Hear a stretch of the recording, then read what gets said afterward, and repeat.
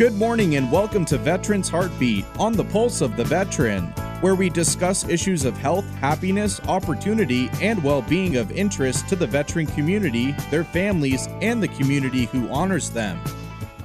Good morning and welcome to another episode of Veterans Heartbeat, brought to you by River, the Rural Institute for Veterans Education and Research. My name is Jason Zentgraf. My co-host Ed Lisowski is here with me, and he is the Executive Director of River. We welcome you to a weekly wide-ranging discussion of issues, events, opportunities, and needs in our veteran community. Good morning, Ed. How are you doing? Morning, Jason. Doing good this morning. We'd also like to thank our sponsor, The Man Shop. It's a great place for a guy to get a haircut. If you do need a haircut, swing on by and check them out. The gals there do a great job. As said before, we're also sponsored by River, who offer many services to veterans, such as a free weekly vestibular disorder testing and educational programs that focus on veterans helping veterans. We at River would like to invite you to come to our office today from noon till about 3, where we're going to have Dr. Frank Urasek, who is an acupuncturist for Cook County Hospitals in Chicago. He's going to be teaching about acupuncture and exciting new technologies coming out of Russia from 12 to 1 p.m. And then from 1 on, he's going to do free treatments to anyone who shows up. So we have Kristen Stratford, MSW and Community Relations for United Way, and lead staff member for Project Tomorrow, Montana. How you doing, Kristen? Good, thanks. All right. Do you want to take it away, Ed? Sure. So, Kristen, this morning we're going to talk about the S word, suicide. Yep. It's the most uncomfortable word in the English language in America today. Would you agree? I would agree. We have a problem here in Missoula. Do you want to explain what your statistics are talking to us about? Sure. We actually, with United Way and working with Missoula City County Health Department, we collaborated in 2014 to start Project Tomorrow, Montana Suicide Prevention and Education Initiative, essentially because the numbers in Missoula were so much higher. We know that Montana has stayed at the top 3 states in the U.S. for suicide, and for over 40 years we've been in the top 5. And in 2016, as number 1, we just said we got to do something more, so we rebranded and put together a great leadership committee and a working group committee that had been ongoing, but we really wanted to just get more collaboration going and stop the silos. There are a lot of good people doing good work, but we really wanted to join forces a little bit better. Well, as you know, Kristen, I just got back from the International Conference on Critical Suicidology. Sounds like quite an adventure. It was, and we were quite critical of a lot of the things. One of the things is you're a social worker, is that correct? That is correct. And that's mental health. In suicide world, the statistics are alarming that 40 to 50% are caused by a physical condition rather than a mental health condition. Have you seen those statistics? Yes, in fact, the mortality review team has put together a report that people can find on Montana's DPHHS site. It does show that chronic pain is a huge factor. So when I was over in England, we were talking about this. It was 50 of the top suicidologists. Really interesting. One of the first things they wrote on the blackboard when we were sitting there was the title Misfit. Suicidologists are considered a misfit. Would you agree with that? Well, it takes a unique group of individuals to take this on and really study it because there is no happy side to it. So I would tend to agree there is a bit of a misfit component to be able to handle that topic that is so difficult for every individual to discuss worldwide. Well, one of the things that one of the presenters had stated was every human being has a set of DNA, but the individual is unique as the fingerprints on the individual. So figuring out suicide, you can find some of the basics, but the individual patterns are going to be unique to the person. Based on that, do you see some patterns that are pretty much baseline across the board? I certainly could, yes. Mental health is a huge aspect because we have a mental health shortage in Montana. We have a difficulty. If you even call to find someone, it can be up to 2 weeks to get in. So access is a problem. We have of course, as a cowgirl, I like it being the cowboy country and cowboy mentality, but gosh, we tend to take things on ourselves and think that we can handle it all. And there's a stigma behind talking about suicide, admitting that you may have those thoughts, which statistically also we're learning more and more that that's a pretty normal thing for our brain to go to as an option when things are in crisis. And the acting on it is where people get into trouble. So that's a huge factor. As far as mental health, being able to get help, being able to communicate, asking people, having people get trained on questioning our families and our friends if we see signs, know those signs, and be able to talk about it.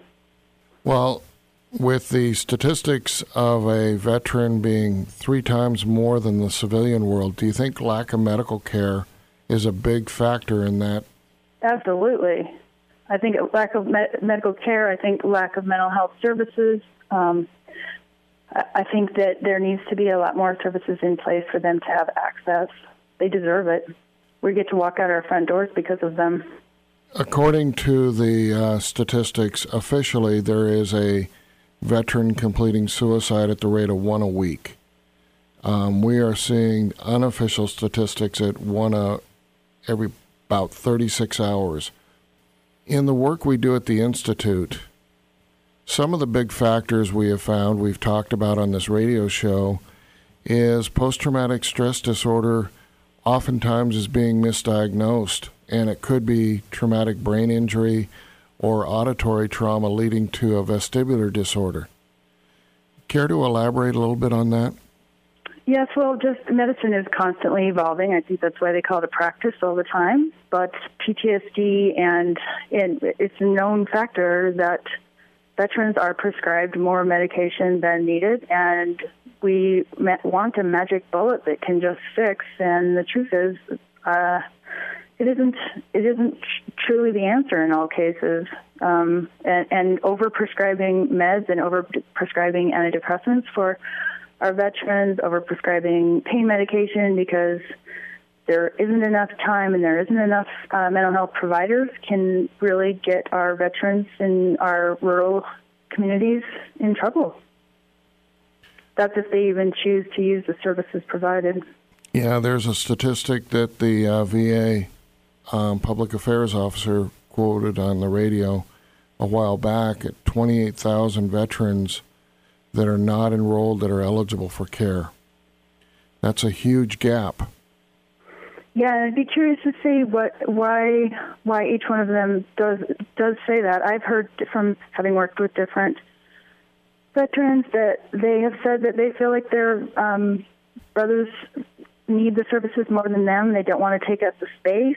There's also the travel to Helena. Sometimes it's more cost-effective for them to just get insurance in their own towns rather than to face driving over there. Appointments are weeks or months out, and then they get a half an hour, and they're not getting the service they really need. And I know that there's been great effort to make it better, but it just needs to be double, triple timed for sure. This afternoon, Dr. Yersick, who is the chief of acupuncture at Cook County Hospitals, will be in our clinic offering free services. And I'm hoping a bunch of the veterans just show up behind Famous Dave's, and he'll treat every one of them. The problem that we're coming into is not only lack of services, lack of knowledge of what services are out there. Would you agree with that?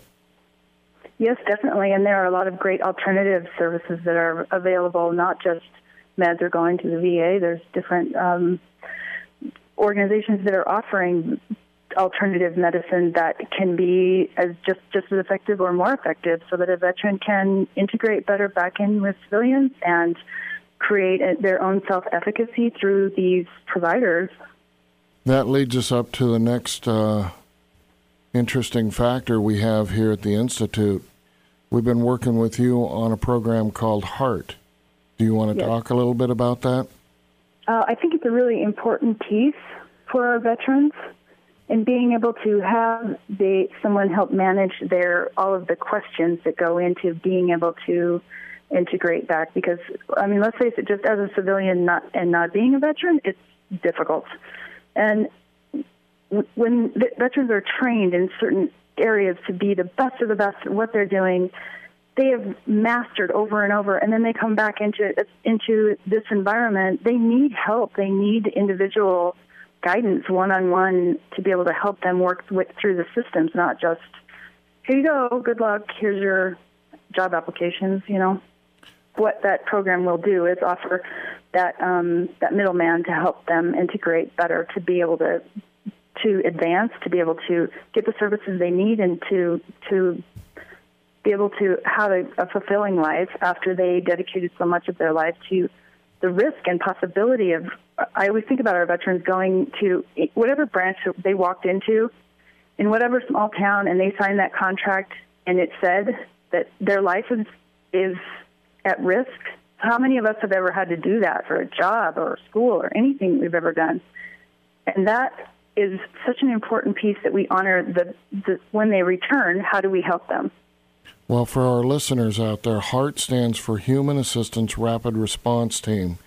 The Institute is working diligently to prepare a program where we train volunteers to be guides in the local communities for services that are out there. We have found that providing some kind of a path is half the battle for these guys. Sure. There's a lot that goes into just coming back and not having the same of anything that they know. So, Kristen, do you want to talk a little bit more about what exactly Project Tomorrow Montana is and what it does for the community? Sure.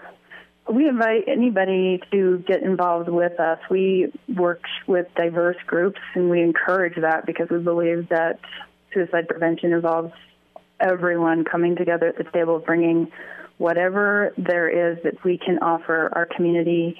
The CDC talks about how one of the best things that you can do for suicide prevention is creating a sense of community. So Project Tomorrow Montana really tries to do that. We have we bring in mental health professionals from different organizations, Curry Health Centers, Western Montana Mental Health, Tamarack Grief Resource Center.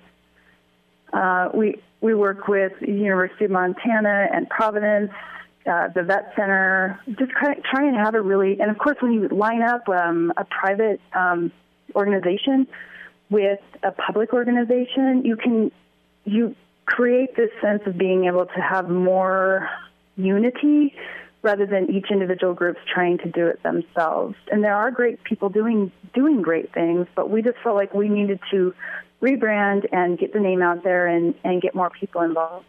So right now we are an initiative that we offer some resources that we work closely with the Missoula City County Health Department. Heidi Kendall is the coordinator, but she's only part-time.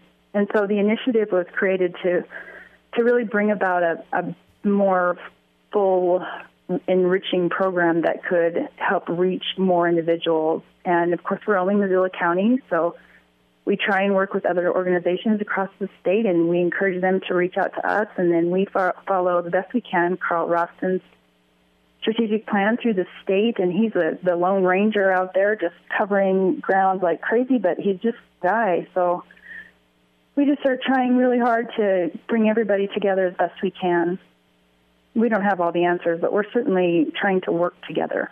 And I also tell you, we have, as far as committees go, we have a leadership committee that meets, and then we have a working group committee that meets, and then we do volunteer training. So anyone that wants to volunteer with us, we do a volunteer orientation, and then they're able to integrate with us in helping others. And I will tell you that a majority of our people who reach out to us to volunteer are survivors themselves.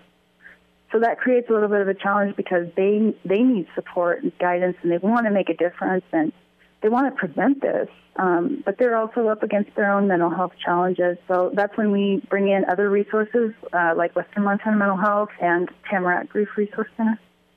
Yeah, it's great what you guys are doing over there. It's definitely something that our community needs. If you look at our state, it's gorgeous, it's beautiful. Who wouldn't be over the moon to live here, and yet our suicide rates are incredibly high.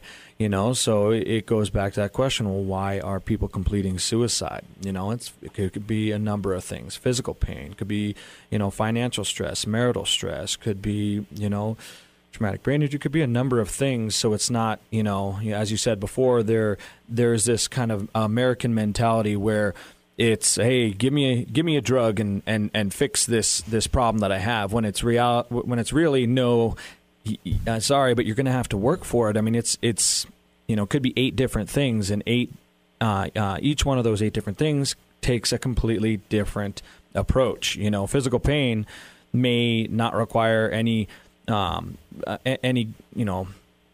counseling at all. On the other hand, say somebody doesn't have physical pain, they have this, this tragedy that's happened to them, then counseling is exactly what they need. So there isn't just a one-size-fits-all treatment, and that's what people, unfortunately, are looking for, and that's what people expect, and that's just not how things are. I feel like for Montana, our economy, I feel, plays a big part for us, 49th in the nation for wages. And you look at the education opportunities, job opportunities, and even housing for our veterans. It's really a difficult space to be in. Obviously, those odds right there are stacked against individuals. But when I was listening to what you were saying earlier, the ability to ask for help is really a hard one. And the ability to admit that we may be having some of these thoughts or that we feel sad, those are all okay. It's okay to ask for help. Yeah, absolutely. I mean, so many people, one, don't want to talk about or hear about suicide, even though they themselves have, had those thoughts before. That's the hardest thing for people, is to reach out and ask for help, because it's such a taboo topic in our country, and it really shouldn't be. It should be, as normal as, apple pie. Yep. Well, if you have a broken leg, you're going to reach out. If you're having stressors, a lot of times you don't. And in the crisis work that I do, I talk to the different guys about how if they touch a stove and burn themselves and it doesn't heal right and it festers, it's going to take a lot longer to heal and a lot more problems with it. So just like Jason was talking about, there's many factors that go into everything, and it's going to take a lot of sorting out for a lot of people. Yeah, and a lot of coordination, and a lot of us putting our egos aside and saying, "What can I do different? How can I help?" And being willing to step up and do that. Yeah, I think that's a huge part of it, is putting our egos aside and working together. If there's an organization that helps with suicide, they should be able to work with another organization that does the same thing. Even if it has nothing to do with suicide, physical pain. They don't deal with suicidal individuals at all, or so they think. I'm sure they actually do, but why not team together? I mean, I think what you guys are doing at Project Tomorrow Montana is great. It's perfect. It's exactly what our state needs, and hopefully it'll continue to evolve and get bigger and tighter, and we'll start to tackle this massive issue, this very critical issue for our future generations. Exactly. Yeah. And on that note, when we did talk, maybe we do have somebody who's listening, who's talking about this, who's thinking about this, talking in their own heads about it and not verbalizing it, or talking to their family or not. That the crisis text line is a great place to start. If there's teenagers that are whose families, they're veterans' children, their father may be deployed and they are feeling desperate, or whoever it is, the crisis text line, which is you put in MT and then 741-741. It's a national hotline, but they right away, I've tried it myself. In fact, I keep it in my phone and I teach others how to use it, and I teach teenagers how to use it. There's a crisis text line individual who will get on the phone with you right away and talk you through it. And the statistics from that, the data they can tell if a person is thinking about completing suicide with pills, or if they're locked in a bathroom or wherever they are, it's a great resource. And then, of course, the Suicide Prevention Lifeline, 1-800-273-TALK. Yeah, well, the text line is actually very brilliant. You know, a lot of people say, oh, texting's lazy.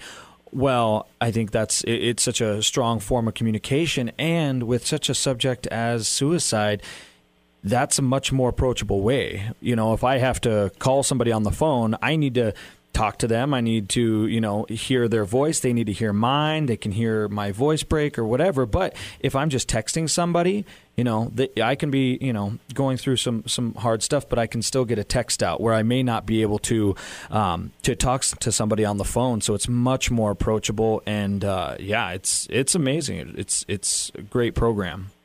Yep, it is. And the lady who created it, she did DoSomething.org, and then she created Crisis Text Line, Nancy Lublin. She has a TED Talk, which is on YouTube if anybody wants to watch it, but she actually does say in there, you do not want to live in Montana because of the suicidal ideation text that they get. The data they get back talks about Montana and talks about our reservations, and it's really discouraging, but at the same time, it puts more of an emphasis on the importance of us all working together on this.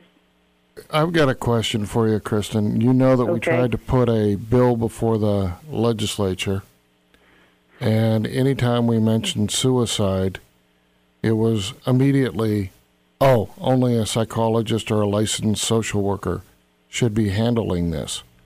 Can you explain how peer support is so much more critical than the professional counselors? Well, I think they're both weighted very important. Peer support is very important because that's the in it, right? But peer support can only go far. So far you put a lot of weight on individuals that don't have the training. So I think they're both really, really important. So legislatively, I don't get very involved with what's going on with that, to be honest. Good call. Well, it's been an interesting morning, and I hope the veterans out there that are listening, they can also call the Institute at 406-540-2302, and we've taken a number of crisis calls on that line, and one of the complaints that we hear from the veterans that call us when they call into the national suicide line is their calls are traced. We don't do that. And I want to let the veterans know we are totally anonymous. If you want to talk, call. If you want to talk to the crisis line, call them, text. But do something. Don't just sit there, because there is hope. We've got over 40-some students in our program right now that are learning that there is another side to the civilian world that can be a lot of fun. Yes. And there are other organizations just working hard at that. Look at what Exports for Vets is doing and that adrenaline they offer and support. And then the Vet Center does a great job of handling for outreach. And Western Montana Mental Health, they have a crisis line also, so reach out. Yeah, absolutely. Well, thank you very much for coming on our show today, Kristen. We appreciate your time, appreciate everything you guys are doing at Project Tomorrow Montana and United Way, and best of luck to you in the future. Thank you. Please like us on Facebook, Project Tomorrow Montana, and thank you for your service to our veterans and civilians. If you see out there in the community, our veterans, some of them may be wearing the hats. Their license plate may say their branch. There may be the tattoo. Please thank them. Let them in while you're driving. Be courteous. Recognize the sacrifice that they have made. Excellent. Well, thank you very much, Kristen. You have a wonderful day. Thank you. You too. Bye-bye. Bye-bye. Well, thank you very much for listening to Veterans Heartbeat. We'd not be able to bring it to you without all the support of the listeners. Thank you again to the Man Shop for sponsoring the show. If you're in need of a great haircut, swing on by and get a snip. Also, thank you to our main sponsor, River, the Rural Institute for Veterans Education and Research. They have an array of services such as a veterans-focused education and free vestibular disorder clinic, as well as many more services. Check them out on Facebook or on the web at riverofchange.org. We would also like to invite you to our office at 2875 Tina Avenue, just behind Famous Dave's. We're going to have Dr. Frank Urasek, an acupuncturist out of Cook County in Chicago, who's going to be in our office teaching from 12 to 1 about acupuncture and new technologies coming out of Russia. From 1 on, he's going to be doing free treatments to anyone who shows up. So please come over today and take the time to get some treatments from Dr. Frank Urasek. Lastly, we'd like to show our appreciation to all of our veterans. Thank you for serving our country and keeping us safe.